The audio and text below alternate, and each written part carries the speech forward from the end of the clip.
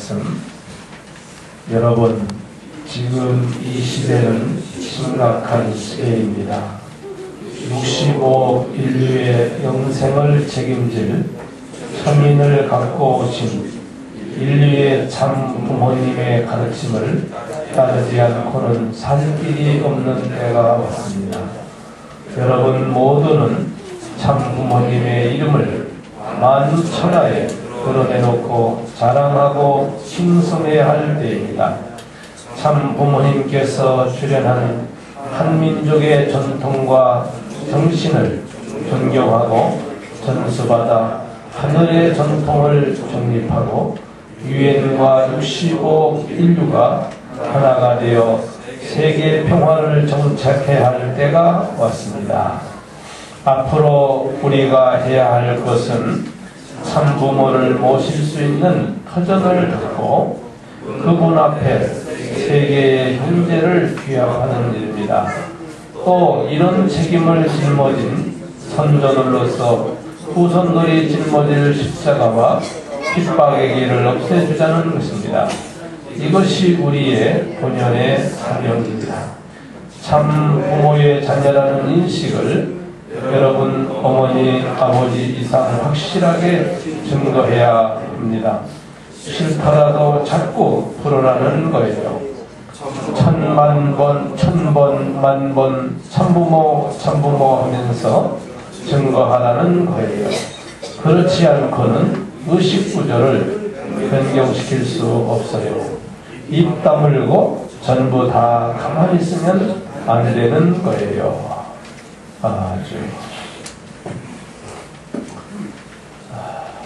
지난 한 주간도 하나님의 은혜와 사랑과 축복 속에 함께 하셨으리라고 믿습니다.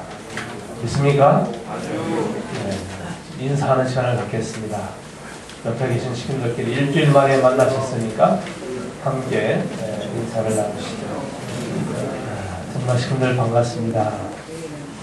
오늘 말씀을 드리기 전에 먼저 기쁜 소식을 하나 드리고 싶습니다. 천지인 참부모님께서는 라스베가스에서 정성을 들이시고 섭리적 경륜을 이끌어 가시는 게 있습니다. 오늘 아침에 온 소식입니다만은 3월 24일 토요일이 되겠습니다. 이날 축복 일정을 확정하셨습니다. 정말 우리에게는 더없이 기쁜 소식이 아닐 수 없습니다. 이번 축복 준비하시는 분들은 이제 서둘러서 바삐 준비해야 되려고 합니다. 3월 24일 토요일, 장소는 청평의 청심월드 센터에서 축복 결혼 행사를 하실 것으로 아버님 말씀이 유노가 내려졌습니다. 정말 장모님께 감사의 박수를 좀 보내주시면 고맙겠습니다.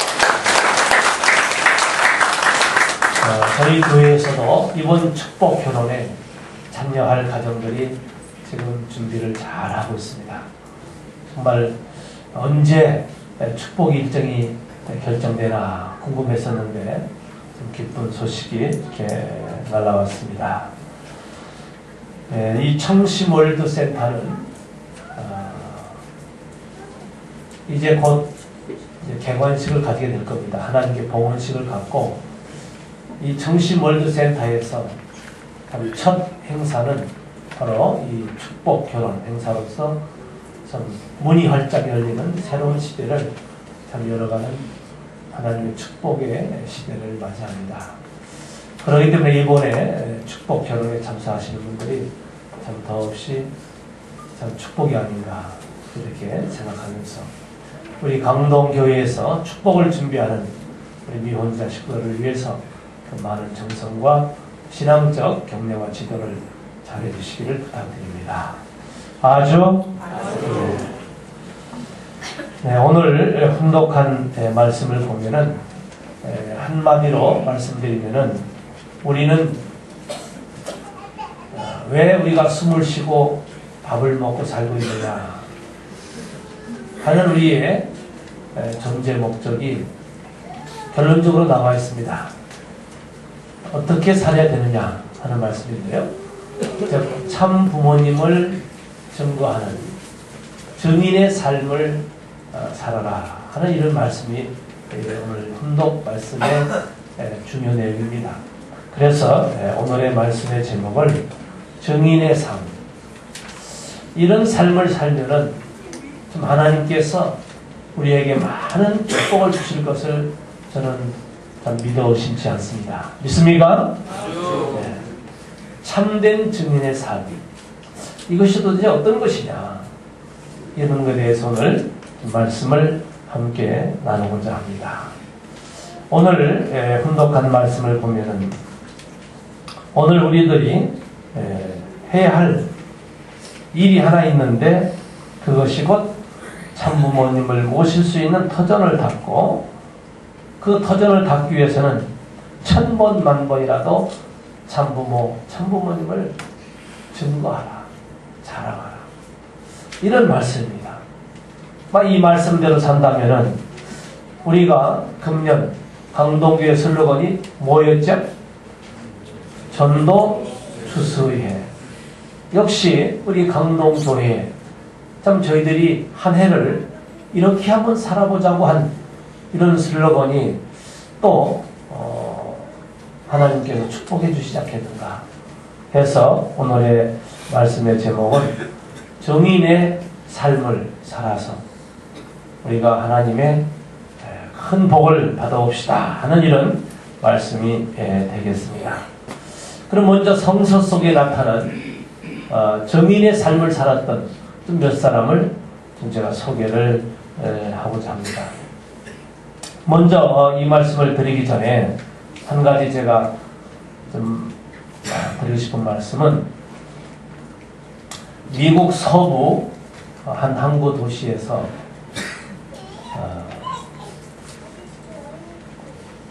고기를 잡아가지고 통조림 가공업을 하면서 살아가는 사람들이 있습니다. 이 사람들은 통조림 이 사업을 하면서 아주 사업이 잘 됐습니다. 그런데 어느 날 갑자기 갈매기 떼들이 죽어가고 있습니다. 그러니까 얼마나 많은 사람들이 관심을 가졌겠어요. 갈매기들이 왜 죽어갈까? 그래서 이 주민들이 유명한 학자들을 초청해서 연구하기 시작했습니다. 도대체 갈매기 떼들이 왜 죽어갈까? 그렇다는 얘기는 왜 고민이 됐을까요? 그들은 그동안에 광고를 이렇게 했습니다. 우리가 만드는 이 통조림은 아주 청정지역에서 물이 맑고 깨끗하고 전혀 오염되지 않은 아주 청정지역에서 고기를 잡아가지고 통조림을 만들기 때문에 국민 여러분들의 건강이 이게 보증되는 것입니다. 이렇게 광고를 했는데 어느 날 갑자기 갈매기 떼들이 막 죽어다가 빠지니까 이거 문제가 있다. 그래서 왜 죽어가는가 원인을 좀 밝히기 위해서 학자들을 동원했습니다. 근데 결과는 어떻게 나왔느냐? 갈매기들이 죽는 이유는 가만히 보니까 다 굶어 죽었어요. 다른 원인은 찾을 수가 없는 거예요. 그게 참 이상하다. 그래서 다시 또 이제 그 원인을 찾기 시작했습니다. 그랬는데도 결과적으로는 갈매기 떼들이 죽는 이유는 다 굶어 죽었단 말이에요. 그 외에는 찾을 길이 없어요. 이상하다. 도대체 갈매기 떼들이 왜 굶어 죽었을까? 그 굶어 죽은 이유가 있습니다. 그 이유를 알고 봤더니 옛날에는 통조림을 고기를 요리할 때 고기의 머리와 꼬리를 잘라가지고 다 바다에 던졌거든요. 그런데 이제는 수익사업을 증대시키기 위해서 고기의 머리와 꼬리를 그냥 바다에 버리지 않고 이거를 다시 가공해서 가축 사료용으로 이제 수입을 증대해 나왔습니다. 자, 이렇게 되니까 어떻게 됐을까요? 갈매기 떼들이 먹을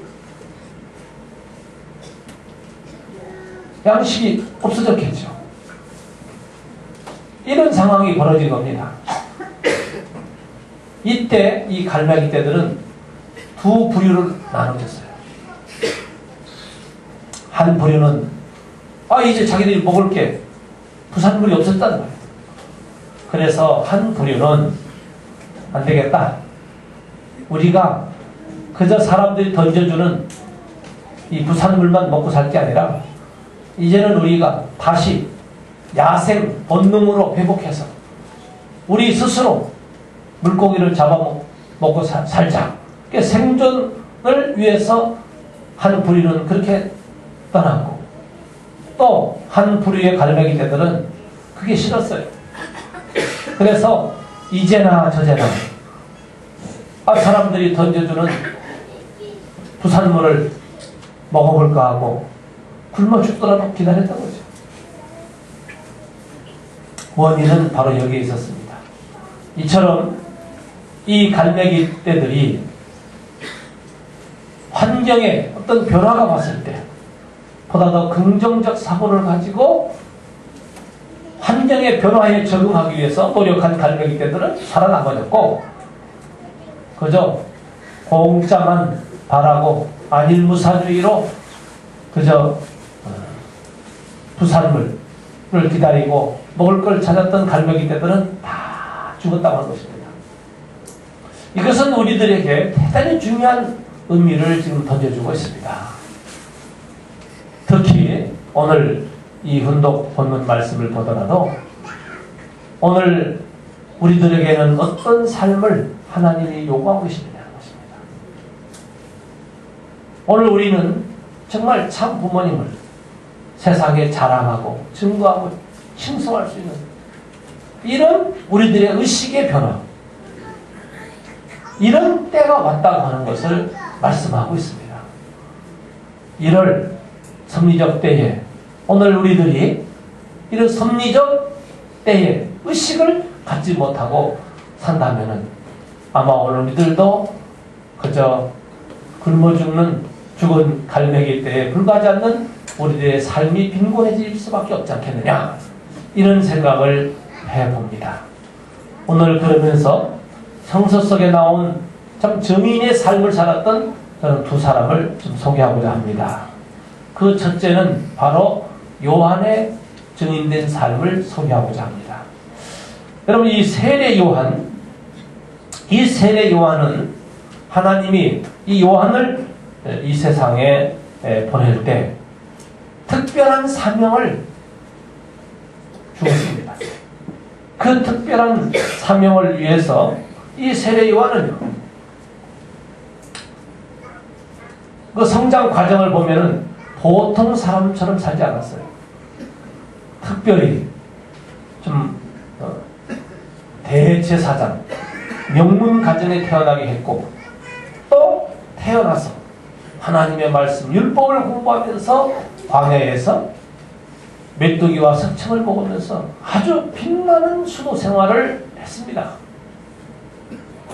이런 길을 걸어가게 했던 것은 결과적으로 그것은 하나님이 요한에 대해서 너는 그렇게 인생을 참 성스럽고 많은 사람들의 존경을 받고 부러움을 받을 정도로 아주 거룩한 선지자로서의 길을 가게 했던 것입니다. 그것은 그가 그렇게 많은 사람으로부터 칭송받고 존경받는 하나의 선지자로서의 삶이 그의 삶의 목적이 아니었습니다.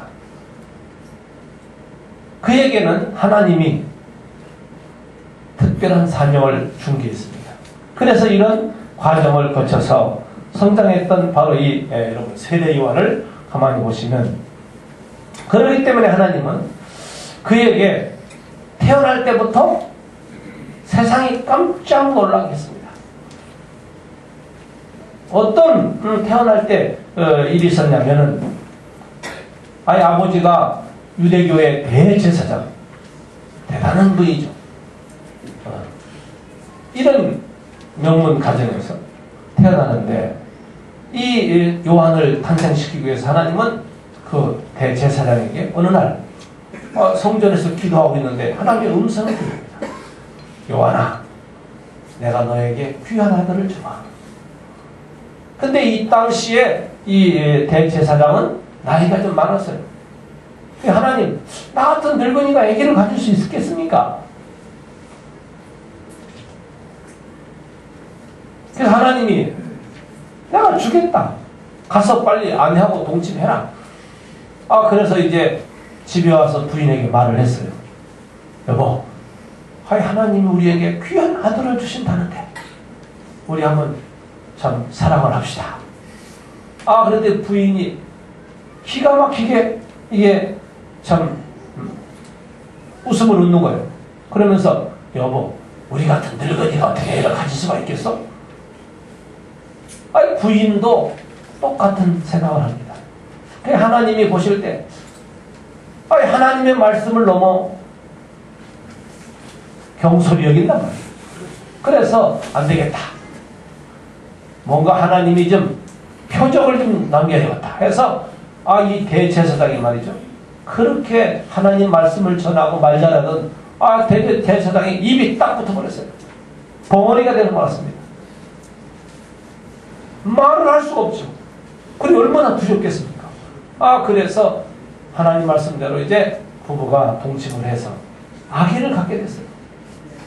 10달 만에 태어나는데 10달 동안 이 대제사장은 하나님 말씀을 전파하지 못하고 그냥 벙어리가 돼가지고 살았어요.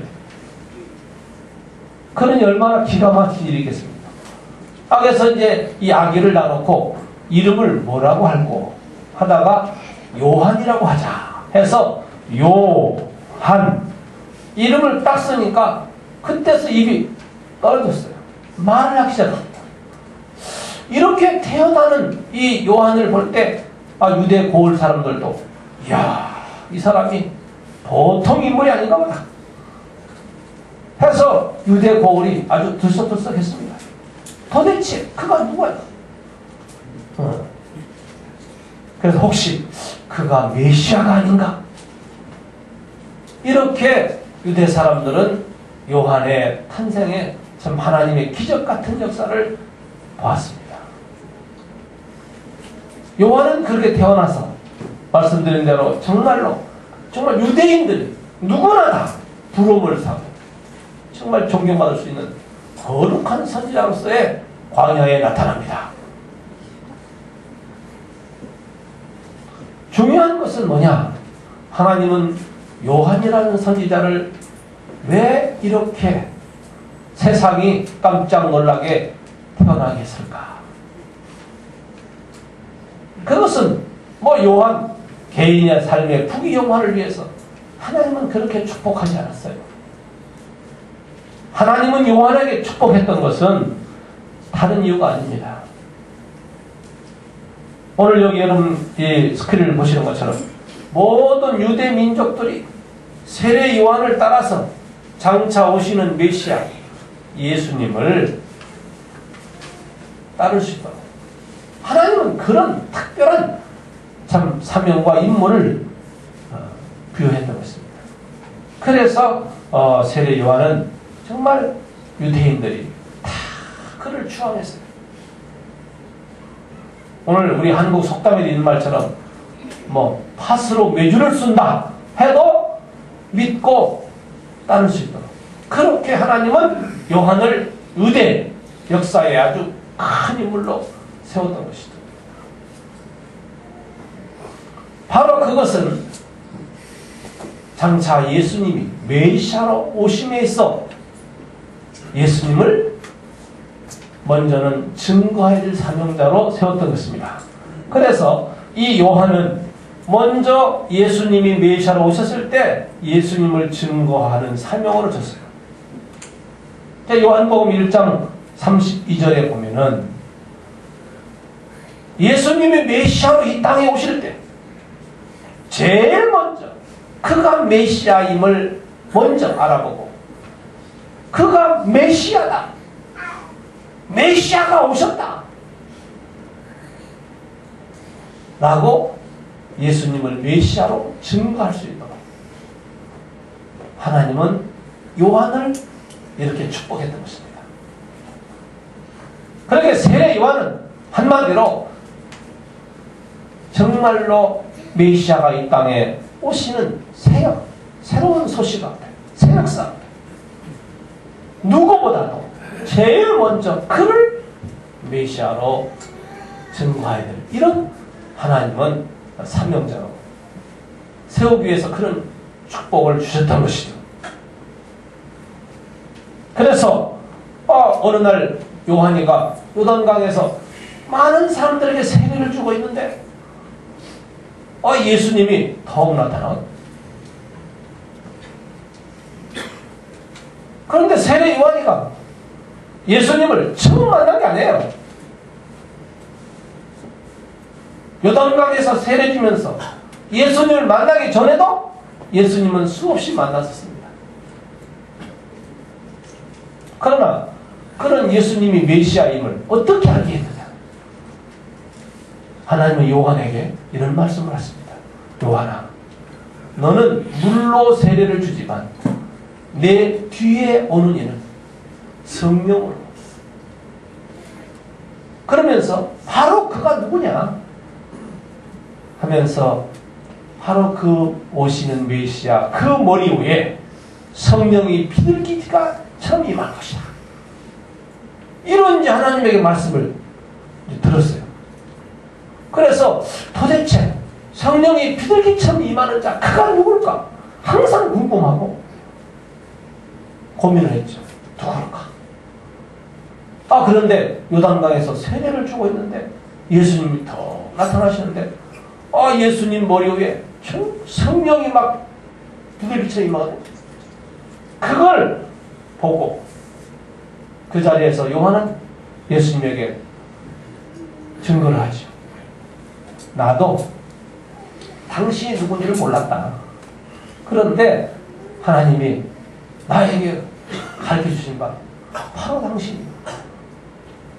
이때 예수님 앞에 그는 예수님이 메시아임을 고백합니다. 그럴 때 예수님은 기분이 어땠을까요? 참 좋으셨겠죠. 나를 알아보는구나. 내가 독생자 예수 그리스도로 이 땅에 오심을 알아보는구나. 그 얼마나 기뻤겠어요.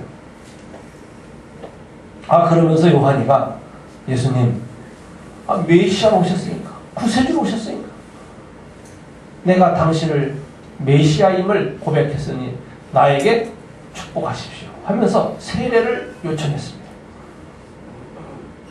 그럼 예수님이 그래 내가 나를 알아봤으니 그래 내가 너를 세례를 주마 이렇게 세례를 바로 주시지 않았어요. 그래? 그럼 네가 나에게 먼저 세례를 해라.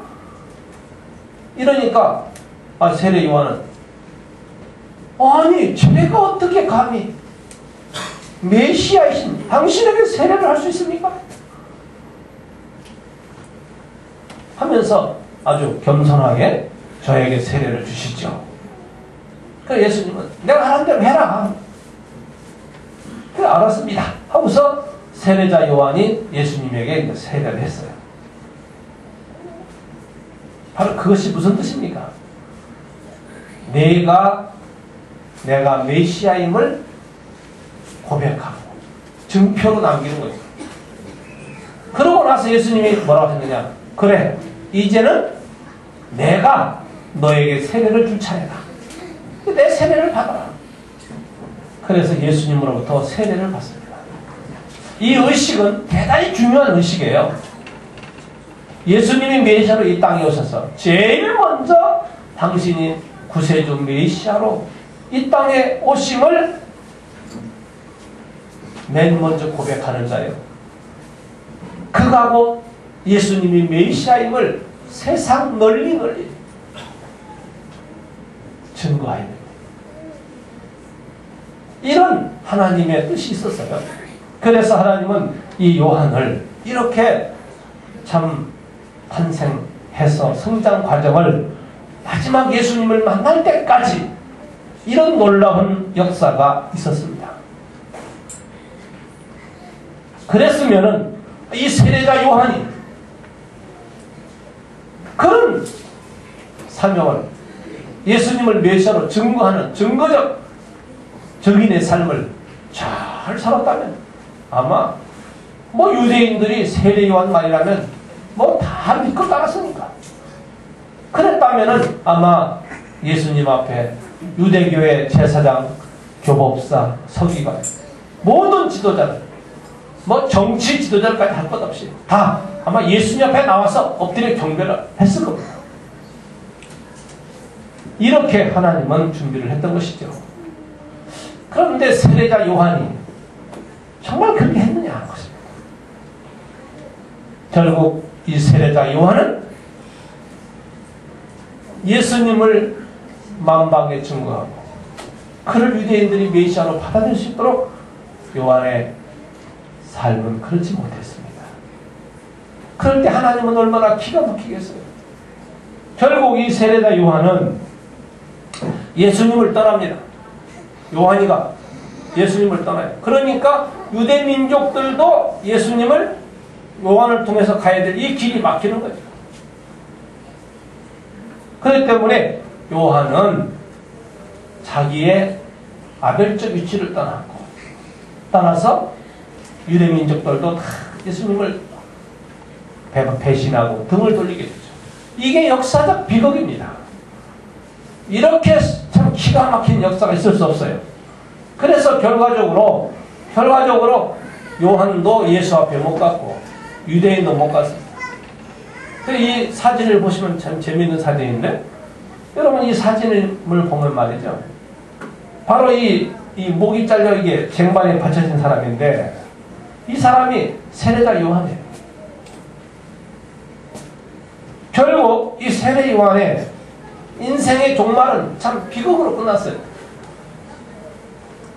만약에 요한이가 예수님을 증거하고 많은 유대인들이 다 예수님을 구주 메시아로 받아들일 수 있도록 했더라면 이렇게 인생의 종말이 비참하지 않았어요. 이 장면을 여러분 이 사진을 보면 말이죠.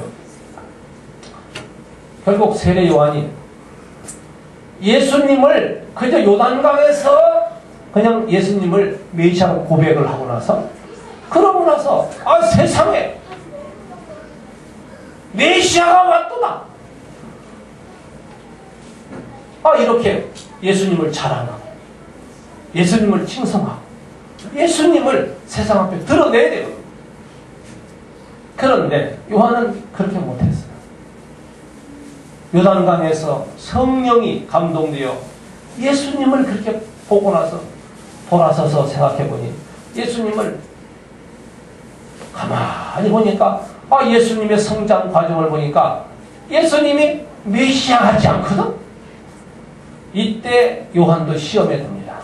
그래서 예수님을 바라보는 눈이 섭리의 눈으로 보지 못하고 사람의 눈으로 봤고 생각이 사람의 생각으로 예수를 바라보는 시각이 그랬어요.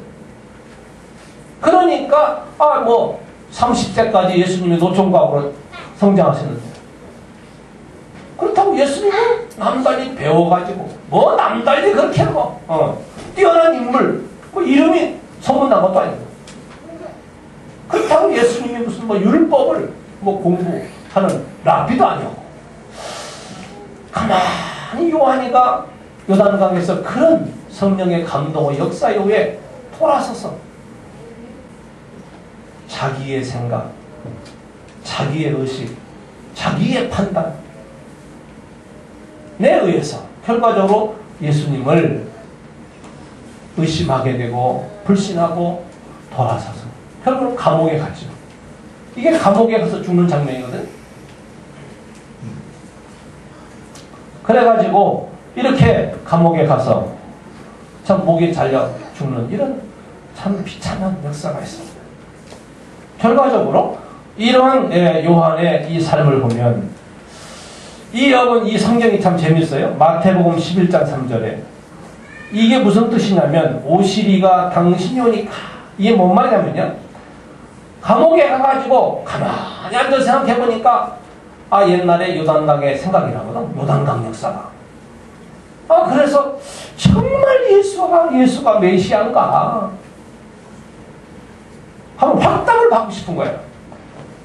하나님이 그렇게 은혜 가운데 그가 메시아임을 분명히 알게 해줬는데도 돌아서서 사람의 생각을 가지고 사람의 눈으로 예수를 바라본 그는 예수님을 의심했잖아요. 그래가지고 마지막 죽기 전에 그래도 정말 예수님이 메시아인가 아닌가 확인이라도 해보고 싶었단 말이에요. 그래서 자기 제자들을 보내 예수님 앞에 보내면서 뭐라고 했느냐 이렇게 물어봐라. 바로 이 말씀. 오시리가 당신이 옵니까? 아니면 우리가 다른 일을 기다려야 됩니까? 이 말은 뭔 말이에요?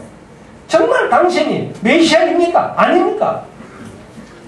얘기 좀 해보시오. 그 말 아니에요? 이미 하나님이 다 알려주셨는데도 결과적으로 이 감옥 신세가 돼가지고 예수님에 대한 정체를 확인하고 싶었단 말이에요. 그 제자들이 왔어요. 예수님에게 와서 예수님, 요한 선생이 이런 말을 했습니다. 그래? 이때 예수님이 뭐라고 말씀하시는지 아십니까? 내가 행했던 모든 일은 이게 다 사람의 능력이 아니라 누구의? 하나님의 능력이요. 하나님의 일이라고 했어요. 이걸 보고도 모르냐? 그러면서 내가 하는 역사를 와서 좀 봐라. 너희들이 나와 멀리 떨어져 있기 때문에 나를 모르지. 나를 가깝게 해서 내가 무슨 일을 하고 있는가를 보면 알 거다 그 말이죠. 이 말을 알았습니다. 가서 이제 말을 전해야 되지 않겠어요? 그래서 요한 선생을 찾아갔어. 감옥에 갔더니 이미 이렇게 목이 잘려 죽었어요.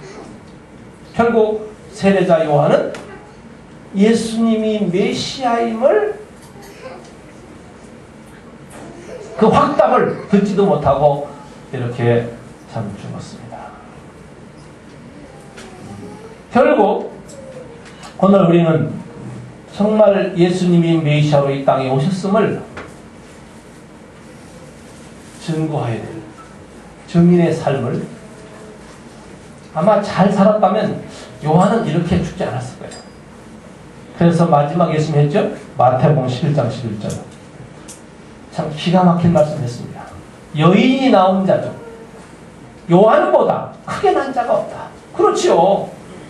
세례 요한보다도 세상에 여인이 나온 자죠. 이렇게 복받고 정말 크게 큰 인물로 태어난 사람이 어디 있습니까? 그러나 죽어봐라. 천국에 가서는 지극히 작은 자도 너보다는 낫다. 이런 참 저주스러운 말씀을 하셨죠. 그 말은 결과적으로 요한은 예수님을 증언해야 될 증인으로서 참 참된 증인의 삶을 살지 못하고 갔다고 하는 것을 알 수가 있습니다. 오늘 이 요한의 증인에 대한 삶을 말씀드렸는데 사마리아 여인에 대해서 좀 한 말씀 드리고 마칠까 합니다. 요한복음 4장 27절 이 성경 말씀 같이 한번 읽어보겠습니다. 여자가 물동이를 버리고 동네에 들어가서 사람들에게 이르되 나의 행한 모든 일을 내게 말한 사람을 와 보라. 이는 그리스도가 아니냐. 이 동네 중에 많은 사마리인이 예수를 믿더라. 아주 이거는 또 요한의 삶과 이 사마리아 여인의 예수님을 증언하는 삶을 전혀 다릅니다. 이 여인은 사마리아 땅에 사는 사람들은 사실 유대인들이 바라볼 때 그건 아주 형편없는 사람들, 선택받지 못한 사람들, 이렇게 무시당하고 살았어요.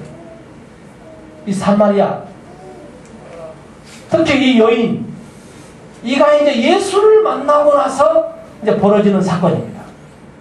그럼 요 말씀을 잠깐 드리면, 이 여인이 어느 날 한 4km나 되는 멀리 떨어진 길을 걸어서 물동이를 이고 물을 길러왔어요. 그러다가 예수님을 만나요. 뭐 요한처럼 뭐 하나님이 그렇게 준비해가지고 예수님을 만나게 한 게 아니에요. 이 여인은 그냥 단순히 물을 길러왔다가 뜻하지 않게 예수님을 턱 만납니다. 이 사마리아 여인은 이렇게 예수님을 만났어요.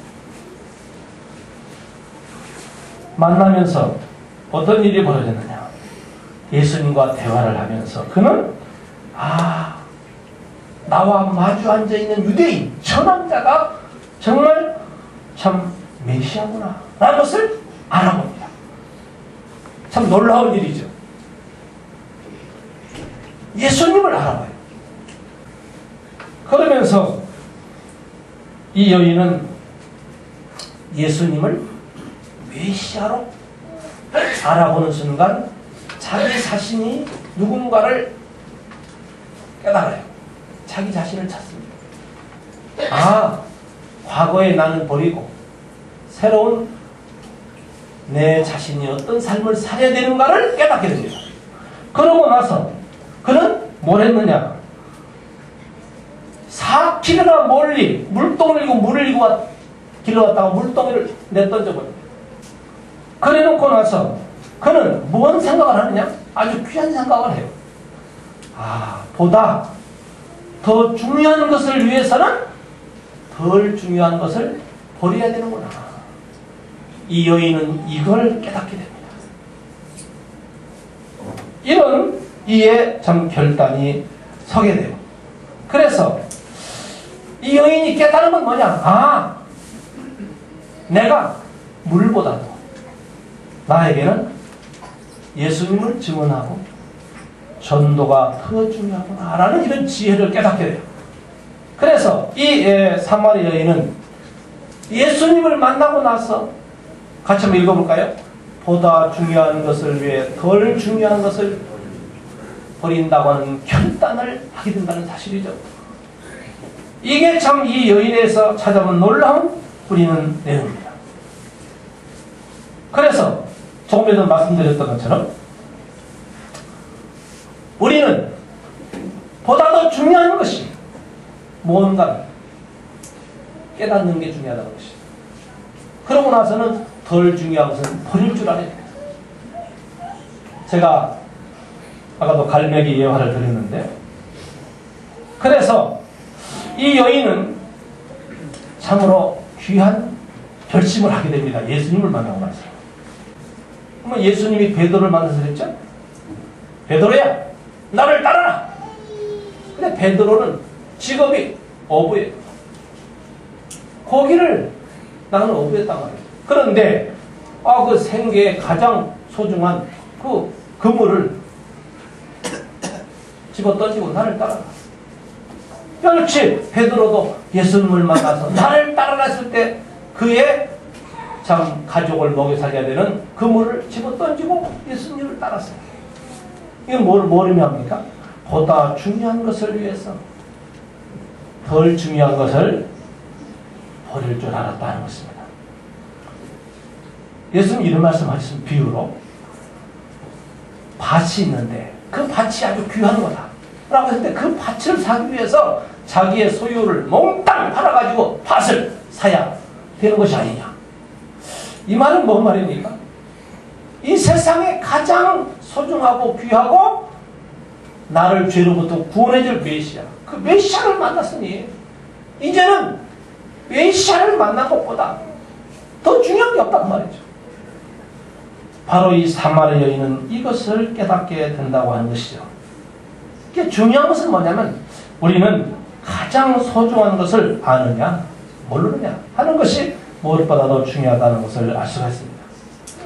따라서 이 여인은 우리에게 뭐라고 했느냐. 이 여인은 물동이를 집어 던져놓고 동네로 뛰어가서 뭐라고 말했지? 이런 말 했어요. 내가 말하기도 전에 내가 행한 모든 일을 다 알고 말하시는 예수님. 그러니 그가 그리스도 메시아가 아니냐 하면서 두 번째로 이 여인이가 물동이를 집어 던져놓고 동네에 가서 외친 말은 와 보라. 와 보라. 그러면 그가 메시아임을 알 것이다. 그 말이죠. 네. Come and see. 와서 봐라. 보면 안다. 그 말이에요.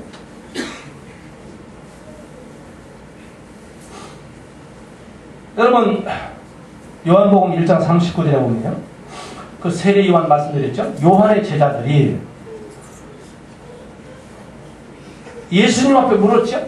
오시리가 당신입니까? 아니면 우리가 다른 일을 기다립니까? 당신 메시아가 아니라 우리는 다른 사람을 찾아가겠다는 말이죠. 그때 뭐라 했습니까? 예수님도 와서 봐라.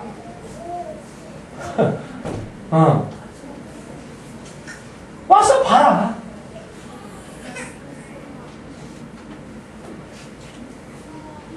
여러분 빌립이 나다니엘을 전도할 때 나다니엘은 좀 교만해서 사람이 그래가지고 야야 무슨 나사렛에서 선한 일이 좋은 일이 있겠냐. 그러니까 빌립이 뭐라고 말했습니까? 와서 봐라.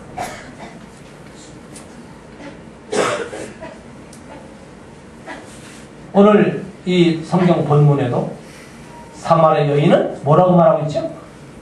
와서 봐라. 와 봐라. 와 봐. 그럼 와 보라는 말은 어떤 의미가 있습니까? 우리가 체험을 할 수 있고 체호를 할 수 있다는 것이죠. 역사적 사실을 실제를 알 수 있다. 와서 봐라. 그런 의미죠. 다시 말하면 우리의 주관적 인식에 문제가 아니고 객관적 진리가 있다는 것이죠. 예수님을 통해서 진정한 진리를 찾을 수 있다. 그 말입니다. 그래서 사마리아 여인은 와서 보라고 외칩니다. 와서 보면 그가 누군 줄 안다. 메시아인 줄을 알 것이다. 라는 말을 하고 있습니다. 이 사마리아 여인이 이런 신앙적 발전이 오게 된 것은 처음에는 예수님을 만났을 때 사마리아 여인은 아이 뭐 웨썰고 무슨 뭐 교만한 유대인 남자라고는 아주 인상을 가지고 있었어요. 뭐 예수님에서 좋지 않은 인상을 가지고 있었습니다.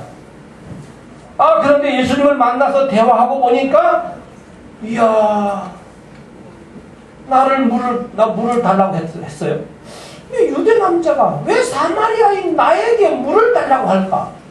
처음에는 좀 기분도 나빴고 좀 좋지 않게 생겼습니다. 그래서 예수님이 뭐라 했습니까? 네가 나에게 물을 주면 나는 너에게 영원히 목마르지 않을 생명수를 주겠다.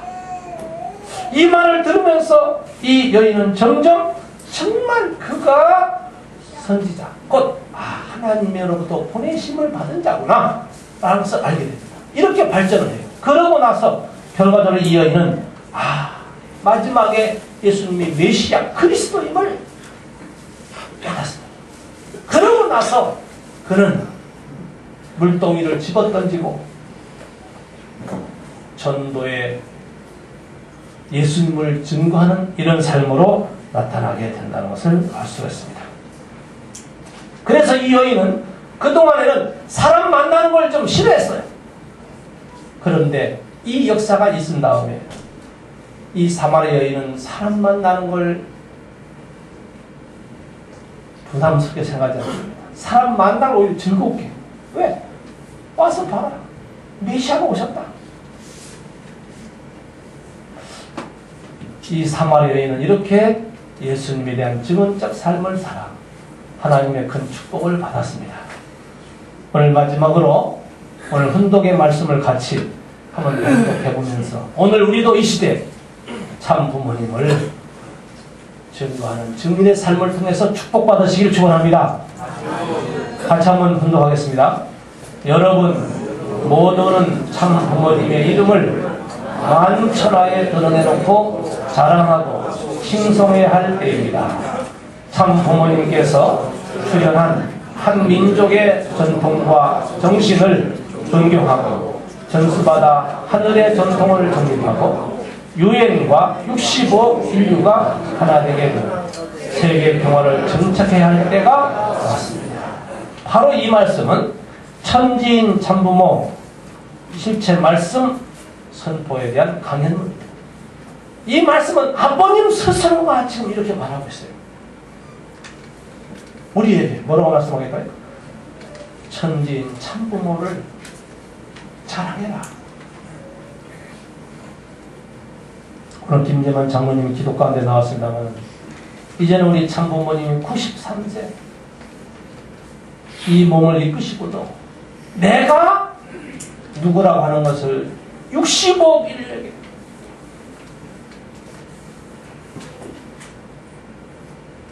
깨우쳐주기 위해서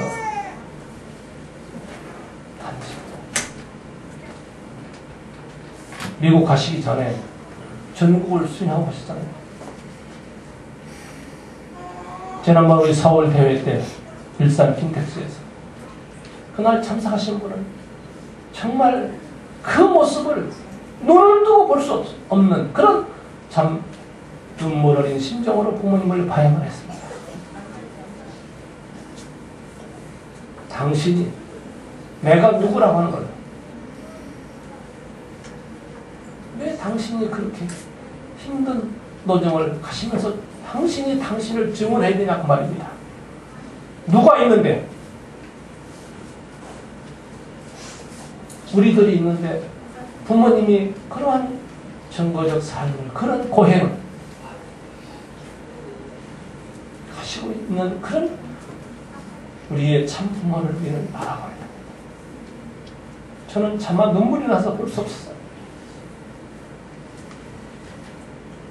이제는 말씀을 하시면 힘이 많아져. 소리가 안 나요. 그래 어머님이 나와서 대독하셨지 않습니까? 그래도 마지막은 아버님이 결론 지어주시면서 그런 부모님의 삶의 노정을 우리가 잊어서 안 됩니다.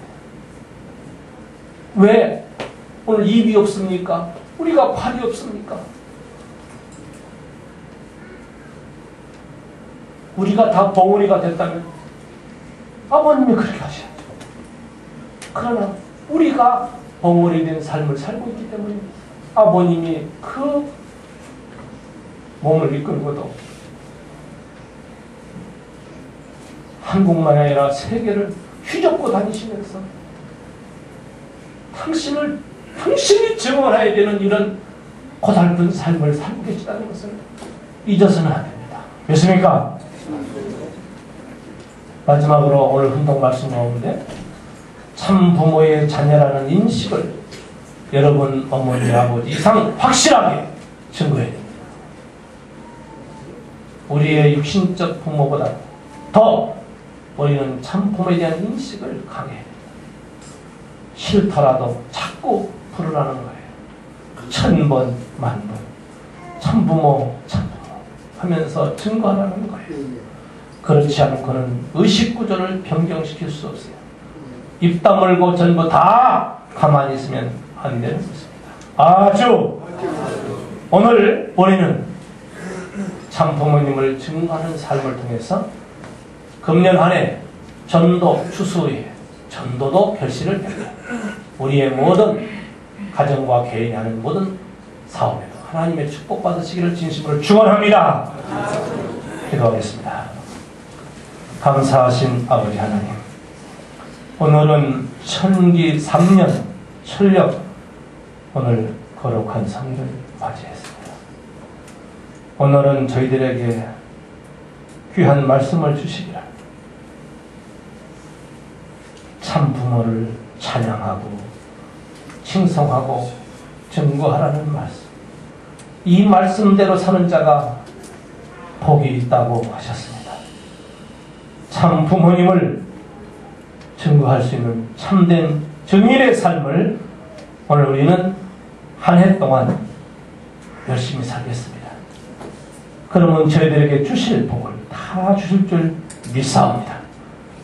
오늘 이 말씀을 통해서 한 주간 또 한 달, 1년 저희들의 축복된 삶이 바로 이것임을 깨닫게 해주신 것을 다시 한번 감사드리면서 축복 중심가정 박정호 홍성훈 가기로 간절히 보고 올렸사옵나이다. 아주